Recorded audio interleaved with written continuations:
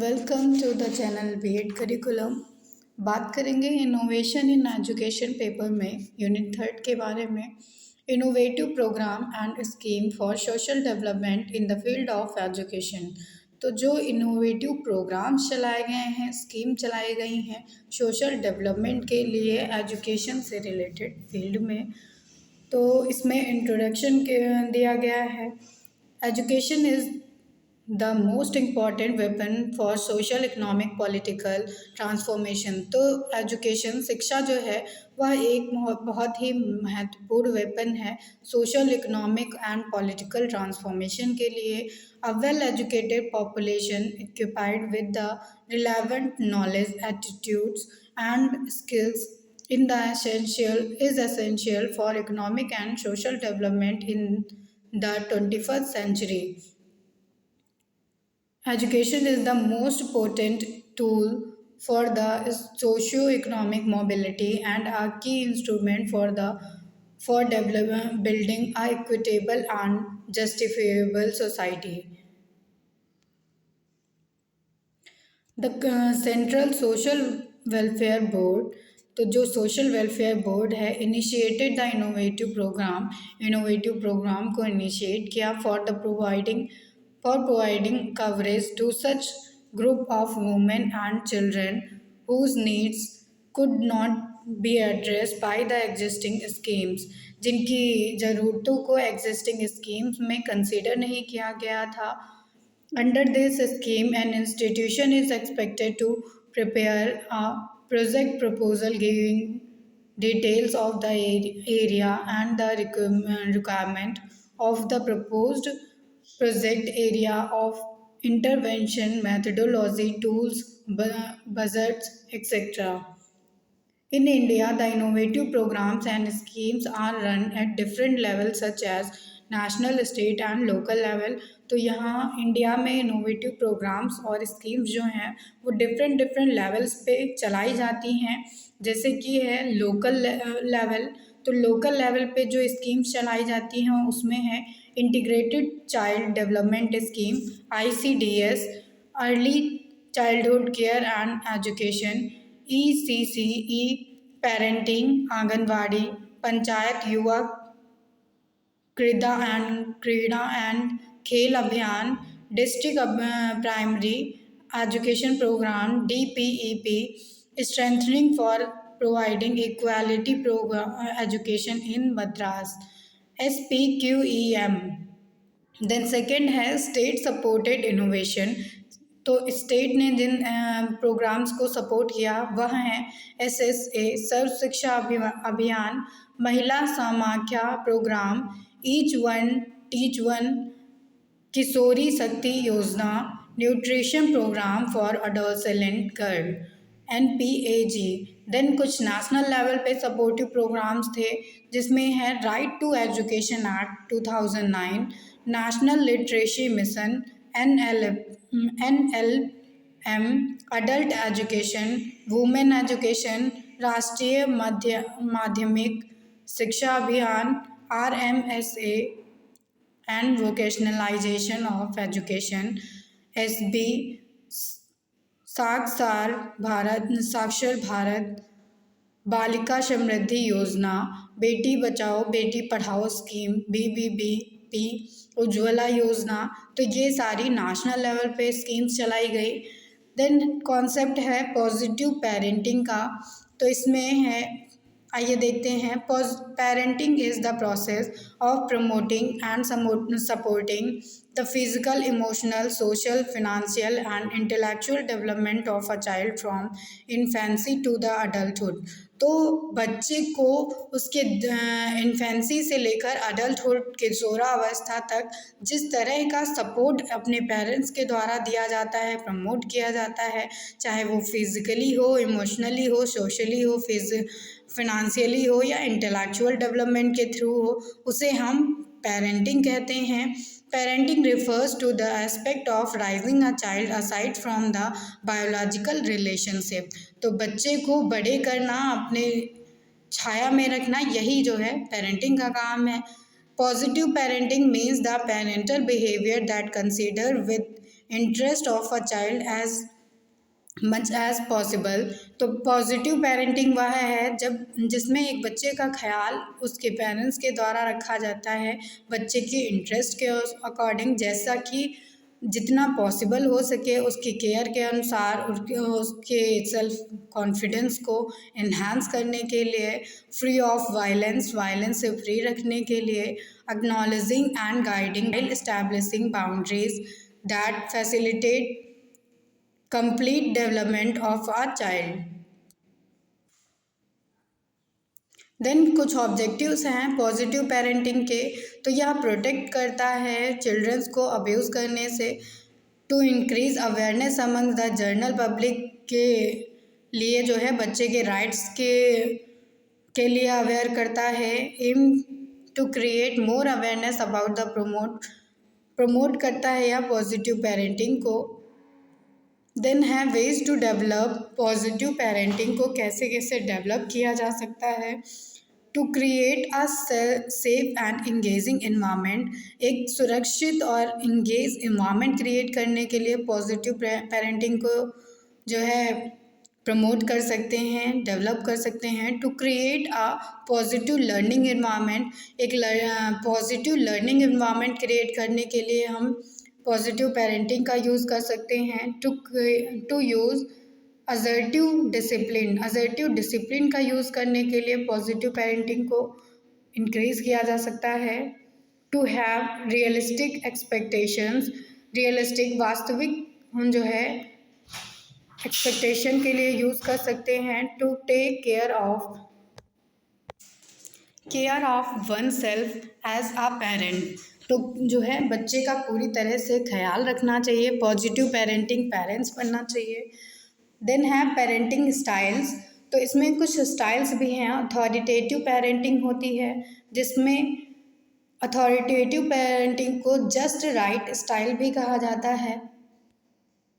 Then second है authoritarian parenting, third है permissive parenting और फोर्थ है अनइन्वॉल्व्ड पेरेंटिंग। कुछ एसेंशियल्स होते हैं पेरेंटिंग स्किल्स के लिए, तो इसमें है parent child relationship skill, parents का चाइल्ड के साथ क्या रिलेशनशिप है यह भी एक कौशल होता है। इनकरेजिंग डिज़ायरेबल बिहेवियर्स को बढ़ावा देना, इच्छुक बिहेवियर को बढ़ावा देना भी एक स्किल है।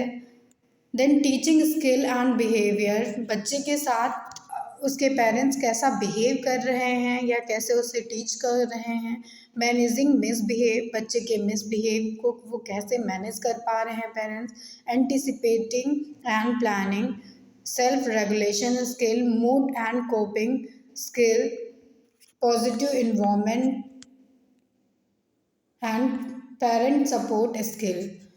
देन थर्ड है इनोवेटिव स्कीम में आंगनवाड़ी। आंगनवाड़ी जैसा कि आप लोग जानते हैं कोर्टयार्ड शेल्टर कहा जाता है इंडियन लैंग्वेज में, जिसका अर्थ होता है घर के बीचों बीच का हिस्सा, मतलब जिसे हम आंगन कहते हैं। Anganwadi is a type of rural mother and child care centre in India. इसमें आंगनवाड़ी को रूरल मदर कहा जाता है और इसको चाइल्ड केयर सेंटर के नाम से भी जाना जाता है इंडिया में। They were started by the Indian government के द्वारा ये स्टार्ट किया गया था 1975 में as the part of integrated child development service programme. Integrated child development service programme का एक पार्ट माना गया है इसे। To combat child hunger and malnutrition, child hunger और माल न्यूट्रिशन से डील करने के लिए आंगनवाड़ी प्रोग्राम चलाया गया।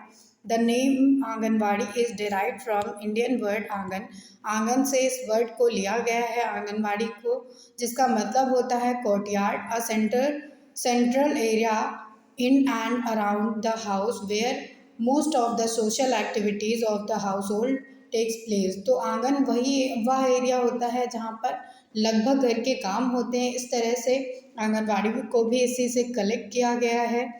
In rural settings, the angan is the open place where people gather to talk, greet the guests and socialize. A typical Anganwadi center provides basic health care in the Indian village. Health care services provide की जाती हैं आंगनवाड़ी के through. It is a part of the Indian public health care system. Basic health care activities include contraceptive counseling and supplied nutrition education, supplementation as well as preschool activities इसके द्वारा चलाई जाती हैं ये सब. एज मैनी आज ये इसमें डेटा दे रखा है कि 13.63 लाख जो है आंगनवाड़ीज़ हैं और मिनी आंगनवाड़ी सेंटर्स जो है AWC से कहा जाता है और मिनी AWC कहा जाता है वो 14 लाख हैं. टिल 1/6/2018 तक का ये डेटा है. देन कुछ ऑब्जेक्टिव्स हैं आंगनवाड़ी के. To study the impact of pre school education in ICDS. Pre school education का इम्पैक्ट देखा जाता है इसमें. To analyse the impact of the media literacy tools. Media literacy tools का क्या इम्पैक्ट है. To understand the awareness level of the media literacy among the anganwadi workers. To understand how media literacy is actually used in everyday life. इसके बाद scope of anganwadi की बात करें तो supplementary है या न्यूट्रिशन के लिए, क्योंकि यह न्यूट्रिशन सप्लाई करता है छोटे बच्चों के लिए जो 6 इयर्स तक की प्रेग्नेंट लेडीज़ हैं उनके लिए और उनके बच्चों के लिए. इसमें प्रोग्राम्स चलाए जाते हैं और बच्चे का वेट किया जाता है क्वार्टरली, महीने में 4 महीनों में एक बार. जो 3 to 6 इयर्स के बच्चे हैं इम्यूनाइजेशन इसमें किया जाता है to prevent the child from the health related problem and immunisation is at most necessary. Health checkup किए जाते हैं इसमें एवरी 6 ईयर पे. रेफरल सर्विसेज प्रोवाइड की जाती हैं. Non formal pre school education provide की जाती है इसके थ्रू. आंगनवाड़ी प्रोग्राम के through nutrition and health education provide की जाती है. Importance of anganwadi. तो early years of children are vulnerable. तो बच्चे के जो शुरुआती साल होते हैं वो बहुत ज़्यादा वैल्यूएबल होते हैं. Rapid period of human growth. यही जो है ह्यूमन ग्रोथ के लिए, मानव विकास के लिए सबसे ज़्यादा इम्पॉर्टेंट पीरियड होता है. First 6 year of life are most important. जीवन के पहले 6 साल जो होते हैं वो बहुत ज़्यादा ज़रूरी होते हैं, बहुत इम्पॉर्टेंट होते हैं. Nutrition health and education are fundamental right. तो न्यूट्रिशन हेल्थ जो है और एजुकेशन ये हमारा फंडामेंटल राइट भी है. Role and responsibilities of anganwadi in educational innovation. तो क्या रोल है आंगनवाड़ी का एजुकेशनल इनोवेशन में. To carry out to quick survey of all the families. हर एक फैमिली का इसमें क्विकली सर्वे हो जाता है. To organise non formal pre school activities को ऑर्गेनाइज करता है anganwadi. To provide health and nutrition education को प्रोवाइड करता है. या to make home visit for the educating parents to enable mothers to plan an active role in the child's growth and development. To assist ANAM in the administration of IFA and vitamin A by keeping stock of 2 medicines in the center without maintaining stocks register, as it would add to her administration work which would affect her main functions under the scheme. तो ये सारे roles हैं आंगनवाड़ी के. Working of anganwadi centres देखें तो इसमें एक मुख्य सेविका होती है जिसको सुपरवाइज़र ऑफ आंगनवाड़ी वर्कर्स कहा जाता है. तो हर एक 10 आंगनवाड़ी वर्कर्स पर एक मुख्य सेविका को अपॉइंट किया जाता है जो सारे ही काम को देखती है. The मुख्य सेविका in turn report to the child development project officer. मुख्य सेविका जो होती है उसे रिपोर्ट करना पड़ता है CDPO को. देन 4th है इनोवेटिव प्रोग्राम्स में life skill education. Life skill are behavior that enable individual to adapt and deal effectively with the demand and challenges of life। इसके थ्रू जो है बताया जाता है कि कैसे डिमांड और चैलेंजेस को फुलफिल किया जाए अपने लाइफ के। There are many such skills but core life skill include the ability to make decisions, solve problem and think critically and creative। इसमें जो है पूरी तरह से एक इंसान को इस कैपेबल बनाया जाता है, इस केबल बनाया जाता है कि वह अपनी लाइफ को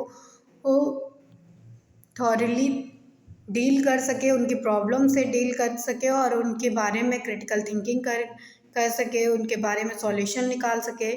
clarify and analyse values, communicate including listen, build empathy, be assertive, cope with the emotions and stress. तो ये सारे उसको लेसन्स बताए जाते हैं। Life skill have been defined by the World Health Organization (WHO) as abilities for adaptive and positive behavior that enable individual to deal effectively with the demand and challenges of everyday life। तो WHO ने भी यही बताया है कि ऐसे behaviour या positive behaviour होते हैं जो एक इंडिविजुअल को इस लायक बनाते हैं कि वह अपने डिमांड्स और चैलेंजेस को एवरीडे लाइफ के फुलफिल कर सके। Then WHO pointed 10 core life skill. WHO ने 10 ऐसे स्किल्स बताए हैं जैसे कि self awareness, empathy, critical thinking, creative thinking, decision making, problem solving, effective communication, interpersonal relationship, coping with stress and coping with emotions. Aims of life skill, तो life skill का क्या aim है? Life skills sexuality, HIV and AIDS education strategy plans aim to, ये सारे इसके AIIMS दिए गए हैं कि कैसे जो है सेक्सुअलिटी, HIV और एड्स से के लिए प्लान बनाया गया है। Life skill education policies in India, कौन कौन सी पॉलिसीज दी गई हैं इंडिया में? प्रोग्राम कंटेंट पॉलिसी दी गई है। Importance of life skills, programme की क्या इम्पोर्टेंस है ये बताया गया है। देन फिफ्थ है प्रोग्राम, इनोवेटिव प्रोग्राम जो है डिजास्टर मैनेजमेंट। डिजास्टर मैनेजमेंट का मतलब ही है कि किसी एक बाधा या किसी एक ऐसे सर्कमस्टेंसेस में जो हेल्प करता है या उसका मैनेजमेंट करता है। The term disaster owes its origin in the French word disaster से लिया गया है, which is a combination of two words. Dis means bad, dis का मतलब ही होता है मतलब कि बुरा, और आस्टर मीन्स स्टार, बुरे। Thus the term means bad और एविल स्टार, मतलब कि बुरा या बहुत ही बुरा सितारा। However this is a very narrow conception of disaster. तो यह एक बहुत सूक्ष्म रूप था डिजास्टर का। But in the context of any disaster means the situation in which there is a sudden disruption और normalcy within society causing widespread damage of the life and property।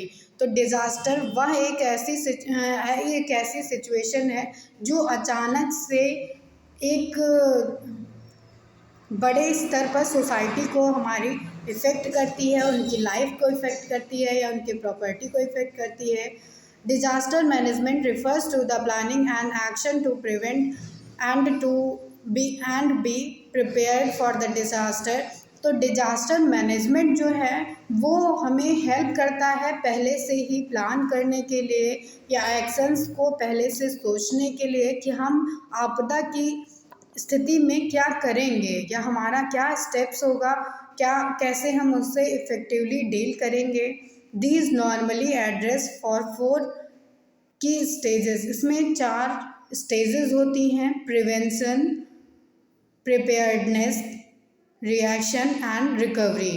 Disaster management is an effort and initiative which is implemented in one action to eliminate disaster and to avoid disaster in order to minimize the disaster effect or nullify it। तो कैसे भी करके disaster management के through ऐसे efforts किए जाते हैं, ऐसे इनिशिएटिव्स लिए जाते हैं कि हम एक एक्शन या ऐसे जो है एलिमेंट्स करें जिसके थ्रू एलिमिनेट किया जा सके डिजास्टर को, आपदा को, या उसको अवॉइड किया जा सके, या कैसे भी करके कम से कम किया जा सके। तो डिजास्टर्स में इंक्लूड किया जाता है अर्थक्वेक को, भूकंप को, लैंडस्लाइड जो भूमि खिसकती है उसको, and volcano, fires, flood, cyclones, ये सारे जो है डिजास्टर्स हैं। कुछ ऑब्जेक्टिव्स होते हैं डिजास्टर मैनेजमेंट के, तो रिड्यूस डैमेजेस एंड डेथ, कैसे कम से कम डैमेज हो और डेथ हो कम से कम, रिड्यूस पर्सनल सफरिंग, मानो कम सफ़र हो इसमें, स्पीड रिकवरी हो अच्छे से, मतलब लोग स्पीडली रिकवर कर पाएँ, protect victims. Classification of disaster, तो कॉजेज़ के बेसिस पे डिजास्टर को दो पार्ट में बांटा गया है। नेचुरल कॉजेज़, जब आपदा जो है नेचुरल कॉजेज़ की वजह से आती है, कारणों की वजह से आती है, तो उसे हम नेचुरल डिजास्टर कहते हैं। और जब मैन मेड या ह्यूमन कॉजेज़ की वजह से आती है तो उसे हम जो है ह्यूमन कॉज डिजास्टर कहते हैं। ये एक्सीडेंटल भी हो सकता है और इंटेंशनल भी हो सकता है। On the basis of effect के बेसिस पे चार पार्ट में बांटा गया है डिजास्टर को। प्राइमरी डिजास्टर होते हैं जो गैस, केमिकल, ऑयल पाइप से होते हैं। सेकेंडरी डिजास्टर्स होते हैं जो फ्लड वगैरह आती हैं ये। Slow on set disaster, slow and set disaster जो होते हैं वो स्लोली इफेक्ट करते हैं। सडन डिजास्टर वह होते हैं जो नेचुरली आते हैं और मैन मेड तरीके से भी आ सकते हैं, लेकिन ये सडनली आते हैं, अचानक से होते हैं। कंपोनेंट्स ऑफ डिजास्टर मैनेजमेंट के क्या कंपोनेंट्स होते हैं, तो इसमें है रिस्क आइडेंटिफिकेशन, रिस्क कितना ज़्यादा रिस्क होगा इसको आइडेंटिफाई किया जाता है। रिस्क रिडक्शन किया जाता है इसमें। Risk sharing and transfer, risk को कैसे शेयर कर सकते हैं और किस तरह से इसको एक जगह से दूसरी जगह पे ट्रांसफ़र किया जाता है। देन कुछ एडवांटेजेस और डिसएडवांटेजेस बताई गई हैं डिजास्टर मैनेजमेंट की। तो इसके थ्रू हम फॉरकास्ट कर सकते हैं कि आगे जो है क्या सिचुएशन होगी, या मिटिगेशन को इन्वॉल्व करता है, इंक्लूड करता है रिकवरी मेजर्स को, इन्वॉल्व करता है पीपल्स को जो कि अपने ओनरशिप मटेरियल्स को क्रिएट कर सकें। देन कुछ डिसएडवांटेजेस हैं डिजास्टर मैनेजमेंट की, तो ये recollection of expose vulnerabilities, unavailability of resources, improper public awareness, ये सारे डिसएडवांटेजेस हैं। देन 6 जो है इनोवेटिव प्रोग्राम है जो एंटरप्रेन्योरशिप डेवलपमेंट है। एंटरप्रेन्योर वर्ड लिया गया है फ्रेंच वर्ड एंटरप्रेन्योर से, जिसका मतलब होता है टू अंडरटेक, किसी भी चीज़ को अंडरटेक कर लेना या उस पर अपना स्वामित्व जमा लेना। In the year 1725, the word entrepreneur was first brought into economics by a social scientist named Richard Cantillon, the expert who invented the theory of entrepreneurship by David McLean in 1961. According to Richard, Coughlin says, entrepreneur is the agent who purchased the means of the production for the combination into marketable product. तो entrepreneur वह होता है जिसके पास सारे संसाधनों को जो purchase कर लेता है और वह कॉम्बिनेशन ऐसे बनाता है जो मार्केटेबल प्रोडक्ट्स को से डील करते हैं। Entrepreneurship development refers to the process of enhancing entrepreneurial skills and knowledge through structuring, training and institution building programs। तो एंटरप्रेन्योरशिप डेवलपमेंट वह है जो ऐसे प्रोग्राम्स, ट्रेनिंग इंस्टीट्यूशन और को जो है स्ट्रक्चर करता है जिसके थ्रू एंटरप्रेन्योरियल स्किल्स को डेवलप किया जाता है, इन्हांस किया जाता है उनके नॉलेज को। It basically aims to enlarge the base of the entrepreneur in the order to hasten the pace at which new ventures are created। तो ये था एंटरप्रेन्योरशिप के बारे में। डेवलपमेंट के बारे में, एंटरप्रेन्योरशिप एजुकेशन, इनके थ्रू जो है ऐसे प्रोग्राम्स चलाए जाते हैं जिसमें फॉर्मेशन और एक्विजिशन के लिए स्मॉल बिजनेसेस के और नॉलेज प्रोवाइड की जाती है एंटरप्रेन्योर्स को। इम्पॉर्टेंस ऑफ एंटरप्रेन्योरशिप एजुकेशन की क्या इंपॉर्टेंस होती है, तो entrepreneurship education focuses on the development of skill, या स्किल के डेवलपमेंट पे फोकस करती है। Entrepreneurship education produced successful business and industry leaders, ये जो है हेल्प करती है सक्सेसफुल बिजनेसेस के लिए और इंडस्ट्री लीडर्स को प्रमोट करने के लिए। Entrepreneurship education enhance ability to create wealth, इसमें जो है क्या एबिलिटी प्रोवाइड की जाती है एंटरप्रेन्योर्स को कि वह जो है वेल्थ को इंक्रीज कर सकें, अपने कंपेनियंस को इनोवेशन प्रोवाइड कर सकें, ये सारे जो है रोल्स होते हैं। Then need of entrepreneurship development in education, तो एम्स एट इंडिविजुअल्स के एम्स को फुलफिल करने के लिए एंटरप्रेन्योरशिप इज़ अ की ड्राइवर ऑफ आवर इकोनॉमी, अपने हमारी इकोनॉमी का की ड्राइवर होता है entrepreneurship. Entrepreneurship education is a tool for life long learning के लिए, जीवन पर्यंत शिक्षा के लिए एंटरप्रेन्योरशिप एजुकेशन बहुत ज़रूरी है। देन प्रथम के बारे में बात करते हैं। प्रथम जो है 7th इनोवेटिव प्रोग्राम है। Pratham is one of the largest non governmental organisation in India, क्या एक नॉन गवर्नमेंटल गैर सरकारी संस्था है। It was cofounded by Madhav Chavan and Farida Lambay. It works toward the provision of quality education to the underprivileged children in India, ये जो है काम करता है अंडर प्रिविलेज चाइल्ड को एजुकेशन प्रोवाइड करने के लिए। Established in Mumbai 1994 to provide pre school education to child in the slums, तो ये जो है हेल्प करता है प्री स्कूल एजुकेशन को प्रोवाइड करने के लिए। Pratham today has interventions spread across 23 states में, प्रथम का इस समय इंटरवेंशन है यूनियन टेरिटरीज में है इंडिया के, एंड है supporting chapters in United states, UK, Germany और स्वीडन के द्वारा इसको सपोर्ट किया जा रहा है।